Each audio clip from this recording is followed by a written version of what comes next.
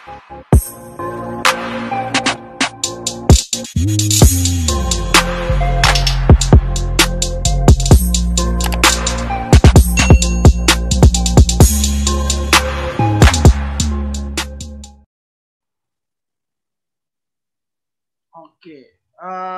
meeting sudah di-report katanya, sudah di-record, gokil. Gimana Kak Novia, kabar? Baik, kenapa kok gimana? Kayaknya udah berapa kali sih? 4 kali ya, nggak bosan-bosan. 4-5 kali, karena ya teman yang mau diajak ngobrol soal sensitif kan cuma lu doang, Kak. Hal-hal yang nanti tabu kayak eksistensi terus. Iya, makanya. Gimana ini, apa, 4PK? Aman? Aman. Kemarin baru bikin webinar terkait isu kontekstual di Kalteng juga. Di Kalteng? Yang food estate. Kenapa sih lu pengen bikin 4PK sih? Apa? Seidealis itu nggak sih lu pengen membangun wilayah lu? Kayak ini ya, nanti bilang naif lagi. Ya aku rasa sih itu kan emang tugas kita gitu loh.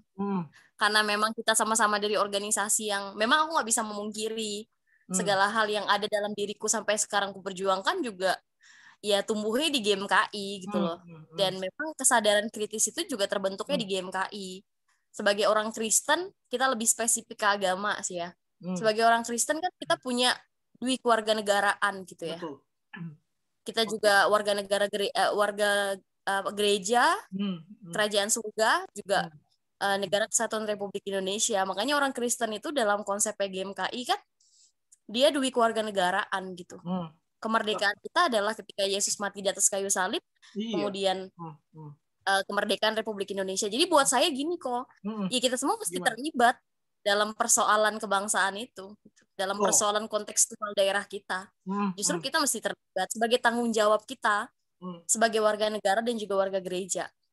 Orang Kristen nih. Iya, gitu. Gimana menurut lo nih? Gue pribadi kalau ngelihat di masyarakat ya kayaknya gereja tuh harus jauh dari pemerintah, nggak boleh dekat-dekat sama pemerintah. Iya nggak sih, lu ngeliatnya juga kayak gitu nggak sih? Karena yang gue lihat adalah gereja ini suci nih, pemerintah ini duniawi seperti itu. Sehingga pemisahan itu yang menurut gue agak-agak bias seperti itu. But yang gue lihat, tapi banyak gereja yang ada pejabat Kristen diundang ke gereja, kasih seminar, kasih ini motivasi sebagai orang Kristen. Wah, bullshit lah. Kayak gitu kan. Kalau aku sendiri, justru aku kalau kita bicara sejarah dalam pelajaran teologi misalnya gitu ya, misalnya sejarah gereja mula-mula, dulu kan memang gereja sangat mengintervensi negara malah kan. Iya kan, kamu anak teologi pasti tahu lah gitu. Kemudian akhirnya gereja dan negara terpisah. Tapi kalau aku memang aku tipe orang yang tidak mau sebenarnya nggak mau agama intervensi negara malah gitu. Jadi pengennya memang harusnya ada keterpisahan antara negara dan juga agama. Dalam hal ini mungkin institusi agama tersebut. Tapi buat aku gini, bukan kita terlibat secara praktis gitu ya. Kemudian mengintervensi negara ataupun negara kemudian bisa mengintervensi kita juga. Tapi bagaimana kemudian sebagai institusi keagamaan atau sebut saja gereja, kita juga terus terlibat gitu loh dalam aspek persoalan-persoalan kebangsaan hari ini. Jadi memang harus aware gitu loh dengan persoalan kebangsaan, persoalan kedaerahan, isu-isu kontekstual. Makanya kenapa dalam teologi kan ada yang namanya teologi kontekstual gitu. Betul. Buat aku bukan gereja harus mengintervensi negara dalam hal ini dalam tanda kutip ataupun sebaliknya gitu loh. Tapi bagaimana kemudian gereja ini sebagai institusi keagamaan dia terlibat secara konkret, secara praktis gitu, secara praktek dalam isu-isu kontekstual dan persoalan-persoalan masyarakat gitu. Dan buat aku gereja tidak hanya ada untuk orang Kristen gitu. Untuk orang semua umat dia harus ada. Semua ciptaan dia harus ada. Gimana tapi gini sih, gue asik nih ngedengerin orang awam yang nggak belajar teologi secara spesifik, bidangnya memang bukan teologi, tapi sedikit banyak tahu soal teologi kontekstual, bagaimana kemudian kekristenan hadir dalam dunia seperti itu dan menjadi dampak bagi sesama seperti itu. Dan yang gue lihat kayak itu tadi yang gue bilang bahwa nampaknya sih masih bias nih pandangan kita soal bernegara, soal bergereja seperti itu. Padahal juga kalau kita lihat bahwa Yesus jelas kok bilang apa yang menjadi tanggung jawab sama negara ya harus kita bayarkan kepada negara. Seperti artinya kan kita juga tidak bisa lepas dari kehidupan bernegara seperti itu. Ada hal-hal yang juga kalau dalam Alkitab Paulus juga bilang dalam kitab Roma juga sesuai dengan aturan pemerintah, ikut juga seperti itu. Nah, ini menarik sih. Gua baca soal siaran pers PGI ini. Lu sebagai orang Kristen kan, sebagai orang Kristen yang anak muda Kristen. Ini soal turun tangan menyelamatkan KPK, siaran pers Persekutuan Gereja-Gereja di Indonesia meminta presiden agar turun tangan menyelamatkan KPK. Gimana lo melihat ini? Apakah ini konkret dalam menyuarakan kekristenan seperti itu atau gimana? Buat gue ini yang gue bilang tadi gitu loh, bahwa ini kalau nggak tahu deh habis podcast ini mungkin kita dimaki gitu, dibilang kadrun, terus dibilang apa sih, stigma narasi-narasi yang dipolarisasi oleh teman-teman yang kemudian tidak sepakat dengan ini. Gue kadang-kadang bingung gitu loh dengan komunitas Kristen sendiri pun gitu loh. Kita juga akhirnya terpolarisasi dengan situasi yang dikonstruksikan ini gitu loh. Jadi kalau aku melihat ini ya mungkin saja PGI mengeluarkan statement ini sebagai bentuk tanggung jawabnya gitu loh terhadap persoalan kebangsaan di era kekinian gitu. Betul. Karena kalau kita bicara secara ideal nih tugas dan fungsi KPK apa gitu loh. Ya kita pasti menyadari bahwa ini kita berpikir ideal dulu ya, nggak kemana-mana nih, nggak secara politik dan lain sebagainya. Karena gua rasa pun ketika misalnya PGI ngeluarin statement ini kan komunitas Kristen bereaksi nih. Menganggap PGI mendukung sorry to say Taliban misalnya, kemudian orang-orang yang radikal misalnya gitu, kemudian orang-orang yang tidak paham Pancasila malah dibilang gitu ya. Kalau kita flashback lagi melihat soal-soal dalam TWK itu, kita bisa melihat bagaimana konyolnya pertanyaan-pertanyaan itu gitu loh. Apa relevansinya misalnya pertanyaan seberapa jahatkah Jepang misalnya gitu, kan ada tuh pertanyaannya, atau Cina misalnya gitu, yang kemudian ya emang relevansinya terhadap situasi kontekstual, situasi KPK dan perjuangannya apa gitu loh. Jadi kalau buat aku respons PGI sebagai sebuah institusi keagamaan Kristen juga mempunyai fungsi kontrol sosial tentunya untuk mengkritisi situasi kebangsaan pada hari ini gitu. Betul, gue setuju sih, dalam arti gini. Ini kan tugas dari institusi keagamaan adalah menyatakan yang benar seperti itu, dan gue lihat ini tidak ada kepentingan politis seperti itu. Karena kan acuannya dari statement presiden nih, Ketua Umum Gomar Gultom kan bilang bahwa TWK itu tidak bisa dijadikan dasar untuk pemecatan staf KPK yang tidak lolos seperti itu. Ada banyak beritanya, lu cari seperti itu. Dan itu tadi terpecah menjadi dua seperti itu. PGI begini-begini, PGI ngebela 75 orang itu. Gimana lu ngeliatnya, begitu juga kah PGI ngebela 75 orang yang katanya tidak Pancasila seperti itu? Kita juga jangan lupa di siaran pers PGI juga ada yang terkait bagaimana PGI menanggapi reaksi komunitas Kristen gitu ya. Di situ ada warga gereja loh juga. Iya, terus makanya. Kemudian kan ada gue baca ada statement apakah PGI ingin menyelamatkan institusi atau menyelamatkan oknumnya gitu ya. Ya buat aku gini, seharusnya memang ya mungkin karena kita masih di segmentasi mahasiswa gitu kali ya.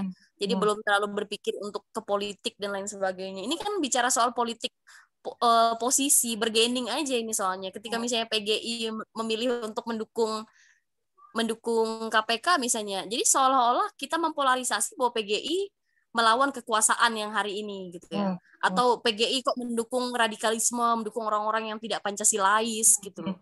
Jadi buat aku ya kembali lagi ini hal biasa. Justru kalau kita bicara soal tugas dan fungsi orang Kristen ya kita harus apresiasi ini. Betul. Karena kan kita harus menyampaikan suara-suara profetis gitu. Gue pernah dengar doanya Pak Gomor, ketua PGI, dia bilang bahwa orang Kristen tuh harus menjadi voicing to the voiceless lah gitu bisa dibilang. Kemudian untuk menyampaikan suara-suara kenabian, suara-suara profetis. Ya kalau saya dalam posisi yang sepakat dan mendukung upaya untuk tidak adanya pelemahan terhadap KPK, saya sepakat dengan tindakan yang sudah diambil PGI. Gitu. Betul. Dan ini bukan bicara konteks politik ya. Ini nggak bicara konteks politik. Kalau orang yang hanya bicara soal bergaining posisi, kemudian kemudian keberpihakan politik, saya rasa orang akan menganggap bahwa apa yang dilakukan PGI itu salah gitu. Betul. Karena gini, ketika KPK dilemahkan kok, akibatnya ngeri banget gitu loh. Ini kan pertaruhannya rakyat Indonesia. Kita udah nggak punya lembaga yang kredibel lagi untuk melakukan pengawasan terhadap tindakan korupsi yang terjadi di negara ini gitu. Betul. Ini setuju. Ini lagi yang gua biru ini Adri Dedi Nainggolan yang ternyata juga ada orang Kristennya, warga GKI Kebayoran Baru. Jadi statement Talibanisme tuh nggak ada di KPK gitu loh. Bahkan Saud Situmorang berkali-kali berkata tidak ada Talibanisme di KPK. Iya. Dan itu orang-orang Kristen ya. Iya, maksud gue kayaknya narasi itu digunakan terorisme lah ataupun radikal di KPK lah, nggak ada sebenarnya gitu loh. Aneh banget. Jadi kita orang Kristen, menurutku ya orang Kristen, komunitas Kristen dan juga orang-orang yang ya nggak bisa kita pungkiri, PGI adalah wadah besar kita itu, kapal kita walaupun sudah tua ya. Betul. Yang mewadahi gereja-gereja di Indonesia. Mesti harus melihat ini secara rasional gitu. Jangan naif aja gitu loh. Jangan terpolarisasi akibat politik kekuasaan yang sedang dimainkan saat ini gitu. Iya. Jadi ini kan kita dipolarisasi, kemudian dibagi dalam dua faksi, ada yang mendukung, kemudian ini coba lihat deh. Dulu PGI bersuara nggak sih ketika Undang-Undang MD3? Bersuara MD3. PGI ini kan, tapi komunitas Kristen pada saat itu kan terbelah juga. Ada yang nggak setia. Aku agak susah yang ngomong ya, tapi kurasa kita sama-sama tahu sih gimana kondisi kontekstual kebangsaan hari ini. Bahkan orang-orang di organisasi-organisasi kekristenan pun kan nggak rasional menanggapi statement PGI ini gitu. Betul. Mereka juga menuduh PGI kadrun, PGI Taliban lah, PGI radikal lah, PGI mendukung orang-orang tidak Pancasilais lah. Kagak ngerti gue. Dan nggak tahu ya, ini kayaknya Novel Baswedan juga dituduh Taliban ini. Nggak ngerti. Di mana Taliban? Ini kan bicara soal ada nama Baswedan di belakangnya kali ya. Tapi kan sebenarnya kalau kita mau jujur, mau fair ya, kita mesti harus dengan kepala jernih lah melihat persoalan ini. Gitu. Betul gitu loh. Dan kasihan banget. Gue kalau jadi Novel Baswedan ya sedih. Udah mana mata gue hilang, ibaratnya kagak ada tanggung jawab. Aduh, nggak ngerti gue. Iya. Astaga. Gimana nih? Organisasi Kristen kayak GMKI misalnya, lu lihat hari ini nggak ada suaranya. Lu kenapa sih ke GMKI itu terus dianulir? Nggak tahu ya, mungkin GMKI juga.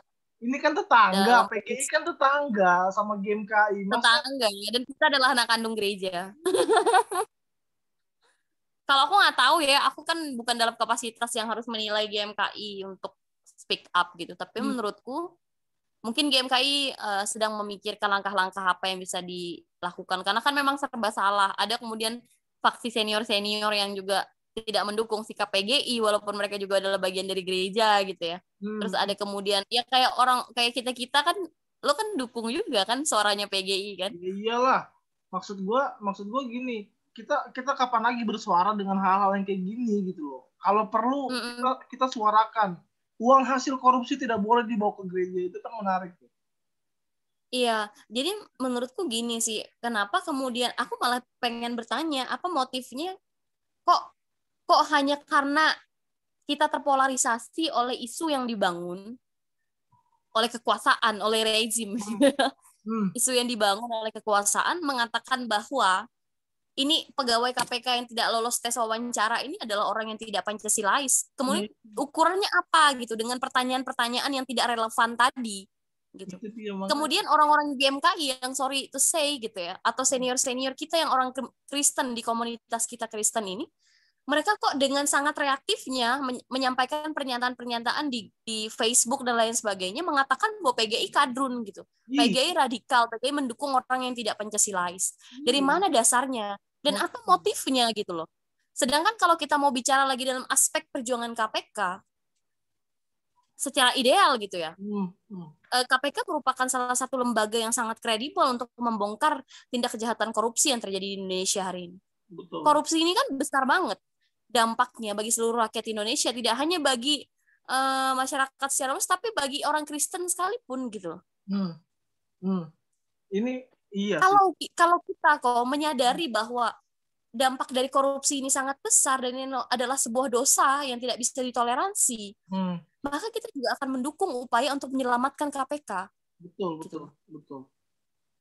Kita akan mendukung upaya organisasi-organisasi Kristen yang menjalankan tugas dan tanggung jawab kebangsaannya untuk mendukung upaya menyelamatkan KPK ini, bukan malah kemudian kita menuduh organisasi-organisasi ini kadrun atau tidak Pancasilais gitu. Atau masuk angin gitu ya. Tapi menurutku ini kayak langkah PG ini berani untuk kemudian mengatakan bahwa harus turun tangan presiden tentang pelemahan KPK, karena maksudnya tes wawasan kebangsaan itu, apakah mereka tidak berwawasan selama puluhan tahun menjadi staf KPK kan gitu. Nggak. Kecuali bayi baru lahir ya 3-4 tahun gitu kan suruh tes wawasan kebangsaan, kan mereka nggak ngerti soal itu. Cuman kan ini udah bertahun-tahun mereka jadi staf KPK. Iya. Jadi tadi gue udah baca ya statement dari PGI. Aku sepakat dengan kamu bilang bahwa ini adalah tindakan yang berani. Karena memang gini, ya kita mesti harus ngambil sikap gitu loh. Sikap kita nih di mana, posisi kita nih di gimana gitu loh. Makanya aku bilang aku tuh selalu kritisi organisasi ya. Baik organisasi Kristen ataupun yang lainnya gitu ya. Kita tuh kadang-kadang di era sekarang ini gitu nggak berani ngambil sikap, nggak tahu sikap kita di mana. Sedangkan yang namanya perjuangan itu kita mesti punya posisi yang jelas, sikap yang jelas gitu. Kemana keberpihakan kita? Betul. Kan aku sering banget tuh ada kata-kata yang menurutku monumental banget dari mantan ketum GMKI, bahwa sebenarnya keberpihakan GMKI dan juga gereja itu jelas kepada mereka yang miskin, kepada mereka yang tertindas dan tertindas oleh sistem yang tidak populis gitu. Kesana seharusnya gereja, kesana harusnya GMKI itu berpihak gitu. Gitu. Mereka tuh ada di sana gitu.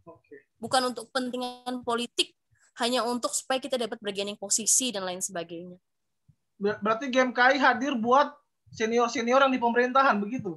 Bukan? Gua nggak tahu ya. Tapi kan sekarang ini kan gini, pola perjuangan kan sudah berubah gitu ya. Berubah dong. Orang menganggap keberhasilan organisasi, eksistensi organisasi itu dinilai, prestis organisasi itu dinilai ketika misalnya dia bersanding dengan kekuasaan, dia mendapatkan jabatan. Itu adalah klimaks dari perjuangan gitu. Betul. Tapi yang sebenarnya adalah bukan itu gitu loh. Justru membuat aku dapat privilege untuk ketemu pejabat, kemudian ini itu segala macam, itu justru melemahkan perjuangan.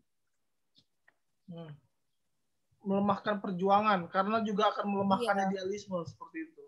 Karena kan akan dibumbui, ya organisasinya jangan terlalu banyak ngekritik pemerintah lah, kita support kegiatan program pemerintah. Padahal dalam programnya sendiri juga ada ketimpangan, ada ketidakjelasan, masa tidak kita kritik, kan seperti itu. Ya, begitulah memang situasi kontekstualnya. Makanya. Dan ini lagi, ada beberapa statement juga di Facebook yang di grup 11 seperti itu, dia bilang, PGI nggak usah ngurusin beginian lah, ngurusin umat aja gitu. Gimana pandangan lu? Aku rasa juga PGI. Aku nggak tahu ya. Aku tidak ingin juga membela PGI dalam hal yang lain-lain. Walaupun aku juga rasional aja. Maksudku secara ini aja. PGI juga sering absen. Kalau soal bersuara di media sosial gitu ya. Padahal kan sebenarnya segala sesuatu itu kan nggak mesti harus disuarakan di medsos atau di apa namanya di media online segala macam. Enggak, maksudnya adalah upaya konkret. Aku tipe orang yang belum tahu apa upaya konkret PGI untuk, maksudku untuk merespon hal-hal yang disebutkan teman-teman tadi gitu loh. Iya. Dalam hal ini, dalam hal pemberantasan korupsi, apakah ini bukan mengayomi umat menurut Kanovia? Betul, kalau aku kan seperti yang aku bilang tadi bahwa PGI sudah menjalankan tugas kebangsaannya, tugas kenegaraannya, gitu loh. Untuk juga merespon isu-isu kebangsaan, untuk juga merespon persoalan-persoalan di bangsa ini gitu. Dan ini adalah upaya untuk menolong bangsa Indonesia, gitu, menolong umat Kristen juga. Karena kalau kita yang seperti yang aku bilang, kalau kita sadari tugas dan fungsi KPK, ya kita pasti akan mendukung upaya yang dilakukan PGI untuk turut menyelamatkan KPK. Dan aku malah penasaran, kalau bisa bawa podcast aja tuh teman-teman yang nggak sepakat. Argumentasinya apa? Kok bilang bahwa PGI Taliban, PGI... Masalahnya nggak mau di podcast. Oh, cuman maunya teriak di Facebook ya? Iya. Maksud gua, ayo kita beradu gagasan dan ide soal ini, karena tidak ada indikator sedikit pun soal Talibanisme dan KPK mendukung ataupun PGI mendukung radikalisme dengan menyatakan seperti itu, kan nggak ada korelasinya gitu. Sama kayak iya, jadi menurut aku sih gini ya kok. Justru gini, ini tuh terjadi karena kita sekarang pola perjuangan tuh sudah berubah gitu. Pola organisasi itu sudah berubah.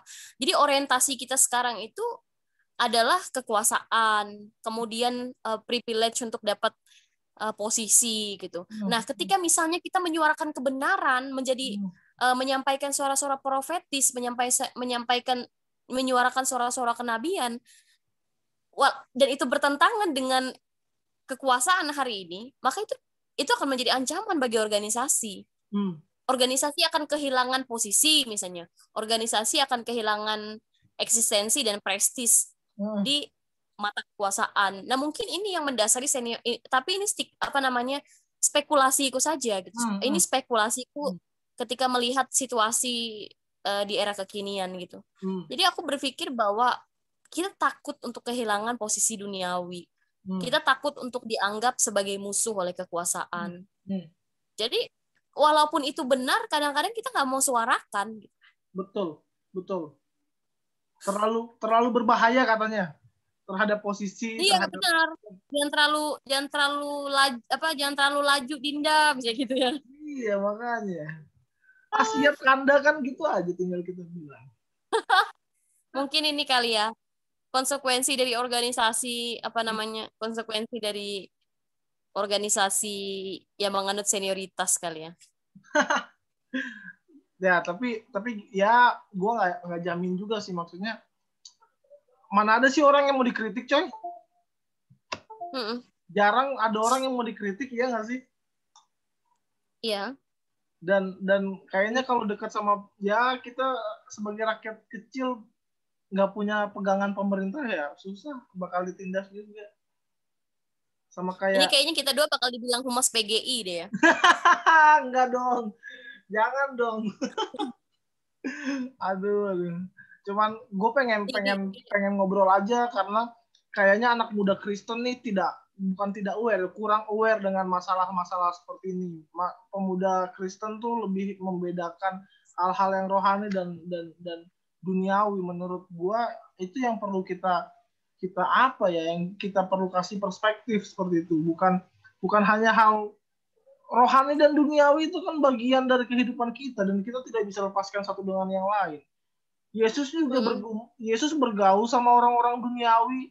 Dia makan sama murid-muridnya, dia ketawa ketiwi, dia macam-macam istilahnya, tapi dia juga mementingkan hal rohani kayak berdoa misalnya, kayak gitu, kayak berpuasa, dan itu kita tidak bisa lepaskan gitu, dan itu akan berjalan beriringan dalam kehidupan kita seperti itu. Nah, lu sebagai pemuda nih, sebagai anak muda, kalau kelak lu diberikan Tuhan jabatan dan kekuasaan, akankah lu menindas seperti itu? Track record banyak nih. Ini ya, berkoar-koar ketika masa muda gitu ya. Iya. Untuk bicara soal keadilan dan perdamaian, tapi ketika misalnya dapat posisi juga menindas gitu ya. Itu pertanyaan refleksif. Justru sebenarnya begini, aku hidup ini kan kita yang tentukan ya. Kita mau jadi apa di masa depan kita tentukan.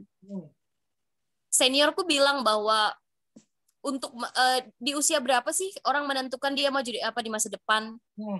Sekitar usia 20 sampai 21 tahun dia harus putuskan dia mau jadi apa di masa depan. Dia mau jadi politisi, dia mau jadi aktivis, dia mau jadi pekerja, atau dia mau jadi apapun, dia tentukan di usia 20 sampai 21 tahun gitu. Supaya dia tahu langkah-langkah apa yang akan dikerjakannya gitu untuk mencapai keinginannya itu. Kalau aku sendiri sampai usia yang lebih dari 21 tahun gitu ya. Orientasiku adalah bekerja bagi sosial gitu ya. Kamu bisa lihat bagaimana track record PK. Ya orientasiku ke sana. Kalaupun misalnya kehidupan ini akan membawa kita dalam satu situasi di mana kita memiliki kekuasaan atau jabatan begitu ya. Ya aku percaya bahwa segala sesuatu itu berasal dari Tuhan gitu loh. Tuhan, kalau tanpa Tuhan kita nggak mungkin bisa di situ. Jadi ketika misalnya kita membawa label Tuhan, otomatis kita harus bertanggungjawabkan dengan perbuatan gitu. Ada responsibility. Ada tanggung jawab moral untuk mempertanggungjawabkan. Karena gini, gue orang Kristen gitu ya. Gue orang Kristen, otomatis orang akan berpikir, oh ini representasi nih gitu ya. Jadi kita harus menggambarkan ya bagaimana ajaran-ajaran Tuhan itu gitu. Untuk tidak melakukan penindasan, untuk tidak melakukan ketidakadilan, untuk tidak melakukan kezoliman gitu ya. Tapi tetap melakukan segala sesuatu yang berdasarkan dengan apa yang Tuhan inginkan. Oke. Begitu. Jadi ini ya aku rasa untuk saat ini justru hatiku adalah untuk mereka yang tertindas. Karena aku pun berasal dari sana. Makanya kenapa kita berjuang ya karena itu gitu. Tapi jadi ini menarik. Jadi aktivis kan nggak ada duitnya. Kalau aktivis beneran ya, ini gue dalam konteks ngomong aktivis beneran ya. Gitu. Betul. Kalau jadi aktivis kan nggak ada duitnya, kita ngeluarin duit. Iya. Iya kan, lu mau kayak gitu. Sementara maaf kata stigma masyarakat Indonesia kan, cewek tuh harus jadi wanita karir, harus punya banyak uang misalnya. Lu malah memperjuangkan hak mereka. Gimana nih? Karena menurutku gini, makanya kita tuh mesti punya pikiran bahwa kita nggak berjuang, bukan berjuang untuk mereka. Kita tuh tidak berjuang untuk mereka. Tapi kita berjuang bersama. Ketika kita merasa bahwa mereka adalah bagian dari kita, karena gini, kadang-kadang aktivis itu ya, apalagi di organisasi-organisasi yang ya pusat nasional gitu ya, kita mesti turun nih, datang ke masyarakat, datang ke desa. Itu tuh pernyataan yang sangat sombong menurutku gitu. Karena aktivis merasa bahwa dia turun tuh kan sesuatu yang kayak lu berada di atas. Kita mesti turun berjuang untuk masyarakat. Nah, iya. Artinya tuh masyarakat tuh berarti di bawah dia gitu. Nah, pikiran tuh mesti diubah dulu. Bahwa orientasi berpikir begitu tuh mesti diubah dulu. Itu tuh feodal banget menurut aku gitu loh. Betul. Tapi ketika kita berjuang bersama, maka apa yang kita perjuangkan tuh adalah persoalan kita juga gitu loh. Kita adalah bagian dari mereka. Jadi jangan merasa bahwa rakyat itu lebih kecil dari kamu, enggak. Betul. Rakyat tuh enggak kecil gitu. Rakyat tuh pemilik tanah air. Betul. Pemerintah itu mandatnya rakyat gitu. Betul. Untuk menjalankan kekuasaan untuk kesejahteraan rakyat gitu. Terus menjawab pertanyaan yang kalau nggak ada uangnya, ya emang nggak ada kok, makanya jangan jadi aktivis kalau gitu. Kalau misalnya mau kaya, kata senior gue nih, mantan ketua ini pemuda PGI, bangnya ada dijaga, udah bilang kalau mau cari duit jangan di organisasi, jangan kerja di NGO, kamu nggak akan bisa kaya gitu. Makanya untuk menentukan kita mau jadi apa itu kan di usia 20 sampai 21 tahun tadi. Walaupun sekarang kan konsepnya berubah nih.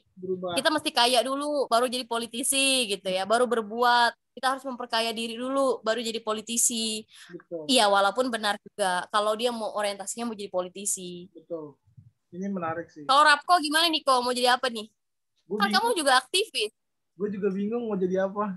Aktivis tuh gue tuh orang yang gini sih. Gue tuh nggak punya konsep untuk gue ke depan mau jadi apa. Gue kayak berpikir gue punya ide pengen podcast. Gue udah punya ide podcast, ya udah gue kembangin aja. Terlepas jadi atau enggak ya itu urusan belakangan. Jadi gue tuh bukan tipikal orang yang merancang masa depan karena gue nggak akan bisa memprediksi masa depan, bro. Kayak gitu. Yang ada saat ini ya gue pakai podcast gue untuk menyuarakan hal-hal seperti ini, ataupun gue bantu orang melalui Mobile Legends misalnya, walaupun gue banyak ditentang, kok lu jurusan teologi malah buat yang kayak gitu loh. Lu jurusan agama Kristen tapi kalau lu buat kayak gitu, cuman ya buat gue cuma niat bantu orang aja udah gitu loh, dengan modal yang udah. It's your passion gitu ya. Your passion. Kayak tapi gitu. Ya ketika lu sudah menemukan passion lu ya, aku rasa bahwa makanya kenapa yang aku bilang tadi sebenarnya 20-21 tahun itu bukan hanya kita menentukan mau jadi apa, itu kan kita menemukan passion. Betul. Menemukan passion kita gitu loh. Jadi ketika kita menemukan passion kita tahu next kita mau jadi apa di masa depan gitu.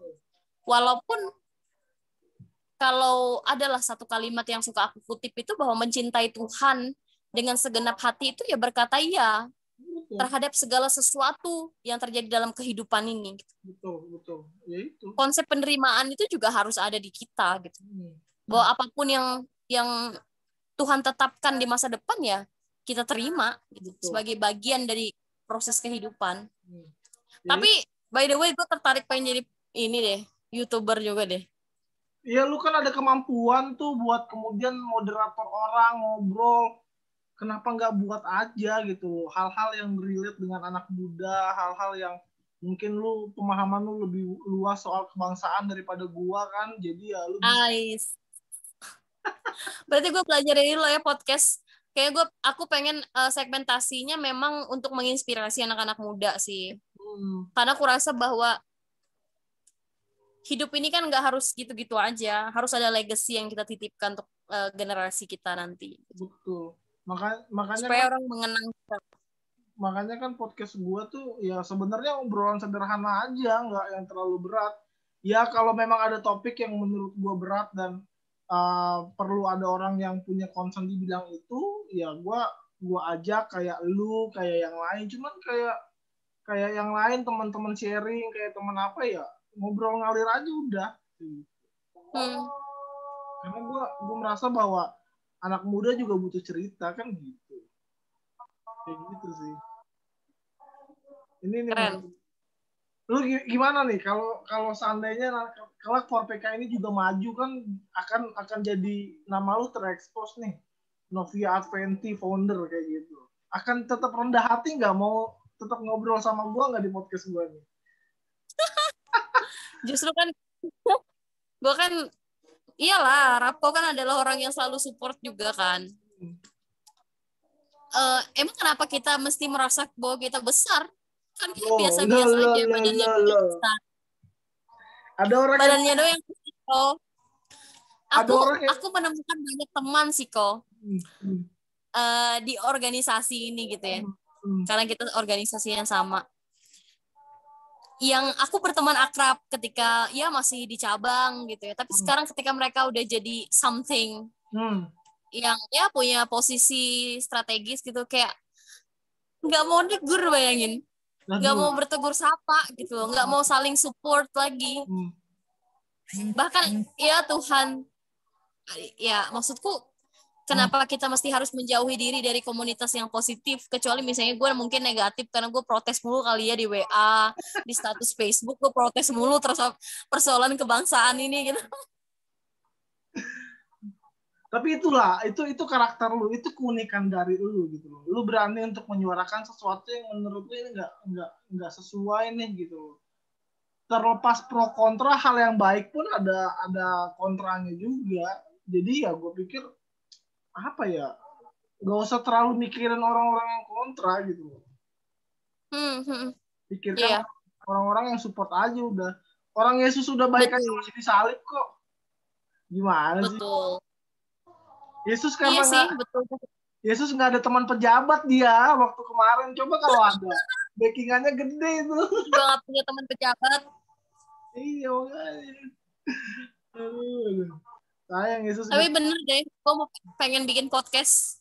Nanti bikin podcast kayak lu lah. Mulai besok kayak gitu kan. Bikin aja cuma modal Zoom doang. Gue cuma modal Zoom, record, terus ini apa? Upload di YouTube gitu doang udah.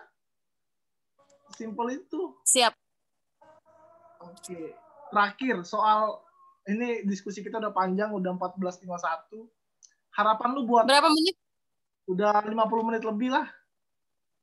Harapan lu buat pemberantasan korupsi di Indonesia gimana sebagai anak muda? Sebagai anak muda Kristen, ini bukan suara dari pemuda Kristen ya, tapi juga suara pribadiku sebagai orang Kristen. Aku berharap bahwa tetap ada semangat dalam diri kita untuk kemudian bersama-sama berjuang untuk memberantas korupsi di negeri ini. Dan tentunya dengan mendukung lembaga-lembaga yang memang tugas dan fungsinya adalah untuk memberantas korupsi gitu. Dan menurut dan KPK lah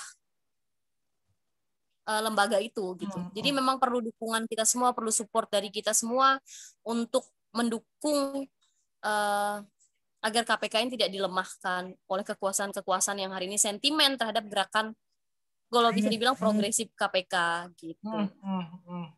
Dan aku bersyukur banget terhadap respons baik dari PGI. Betul. Untuk mendukung dan terhadap upaya untuk membuat KPK ini tidak dilemahkan gitu. Betul. Dan harusnya ini juga disuarakan oleh organisasi-organisasi orang-orang Kristen dan komunitas Kristen yang sadar betul tentang bahaya korupsi dan juga apa dampaknya terhadap kehidupan kebangsaan gitu, terhadap kehidupan masyarakat Indonesia. Dan lembaga-lembaga seperti KPK mesti harus disupport senantiasa gitu. Jadi mereka punya peran yang sangat penting dan strategis untuk pemberantasan korupsi di Indonesia. Oke, ini menarik. Iya, itulah nggak ngerti kenapa ada isu Talibanisme, radikalisme di KPK, nggak ngerti. Aduh, pusing. Gue tanya juga kan, kita nggak podcast yang lu nanya gue kan bukan narsum, lu apa nih harapannya? Oh, pemberantasan korupsi di Indonesia. Ya, langsung diintegrasikan dengan lu harapan untuk organisasi Kristen gitu ya, atau apapun lah itu, gimana sih mereka harusnya keberpihakan mereka gitu? Jelas sih menurut gua, organisasi Kristen kan mengacunya kepada apa? Kepada Yesus Kristus sebagai sang kepala gereja, sang kepala gerakan seperti itu. Jika kita memutuskan untuk mengatakan bahwa kita mengikut Kristus dan mengikut sang kepala gereja atau gerakan, ya teladanilah apa yang Yesus lakukan. Yesus bergaul dengan orang-orang yang mungkin kita anggap dosa ketika kita baca. Kayak Zakeus misalnya. Kalau gue hidup zaman Yesus, gue akan menghakimi Yesus juga. Karena lu ngapain hidup sama orang berdosa? Ngapain lu kemudian nginep di rumah orang berdosa? Tapi kan kemudian nggak seperti itu gitu loh. Bahwa orang yang kita anggap dosa ternyata mereka bisa kok diayomi, mereka bisa diberdayakan. Dan Zakeus akhirnya bertobat dengan apa? Dengan Yesus menghampiri dia seperti dan gue pengen orang-orang Kristen atau organisasi Kristen tuh hampiri orang-orang yang lemah, hampiri orang-orang yang dianggap berdosa seperti itu, karena itu identitas kita gitu loh, nggak bisa dipungkiri gitu loh. Makanya kan gue bilang tadi, Yesus itu nggak ada teman pejabat. Kalau ada teman pejabat, nggak bakal disalib dia, gitu. Ada orang dalam ya? Iya, karena kan Yesus melawannya siapa? Ahli agama, sama pemerintah. Temenan Yesus siapa? Orang-orang kecil. Punya kuasa nggak orang-orang kecil? Nggak ada.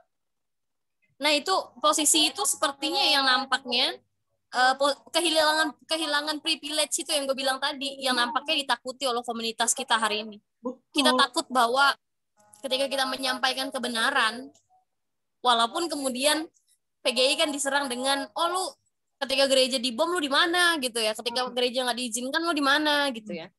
Jadi memang PGI kan narasi-narasi yang diserang, narasi yang disampaikan PGI kan itu gitu, untuk mempolarisasi kita, kemudian melihat bahwa tindakan PGI atau kebijakan PGI untuk mendukung KPK itu salah gitu. Benar nggak? Iya, itu menarik sih. Gue ya begitulah. Gue juga pusing sebagai anak muda, apalagi organisasi Kristen yang ngakunya Kristen. Aduh, pusing gue. Nggak usah ngaku-ngaku Kristen. Tapi lah. Yang pasti kita menjalankan tugas dan fungsi kita aja ya kok, sebagai ini. Dan kemudian mendukung yang terbaik untuk bangsa Indonesia.